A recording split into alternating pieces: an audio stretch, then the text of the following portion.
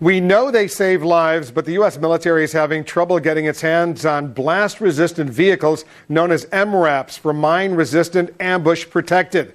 Our senior Pentagon correspondent Jamie McIntyre is watching this story. What's the holdup in getting these badly needed vehicles, Jamie, to troops on the ground in Iraq? Well, Wolf, there's no dispute that these heavily armored vehicles are the best defense yet against IEDs, but there's a lot of second guessing about what's taking so long to get them into the fight. This video from a test last year at the Army's Aberdeen Proving Ground shows just how mine-resistant these mine-resistant vehicles are. But commanders overseeing the current surge in Iraq are still waiting for them to show up. We have none now. What I'm working with are the up-armored Humvees. The Humvees are death traps compared to the MRAP, short for mine-resistant, ambush-protected. The tragedy is the number of wounded and the number who died, who could have lived. And they say about 70% of the soldiers that died in Iraq had to do with IEDs and Humvees. That's hard to live with.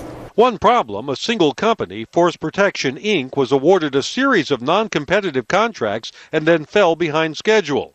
The company says it did its best to meet an overly ambitious schedule and paid penalties for late deliveries. And it insists its line of MRAPs, including one model called the Cougar, is delivering on the key promise to save lives. Are the taxpayers getting their money's worth for these expensive armored vehicles?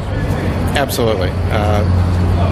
But what I tell people in the Pentagon is since you increased Servicemen's Group life insurance to $250,000 per soldier or Marine, you count up my 8 seats in the vehicle, the taxpayer is getting a great bargain because everybody's coming home alive in Cougars. Now, Wolf, tonight Secretary of Defense Bob Gates is going up to Capitol Hill to try to get permission to shift $1.3 billion in the Pentagon's budget so they can buy about 7,700 of these MRAPs ASAP. Wolf? Let's see if he can do it. Thanks very much, Jamie. Good report.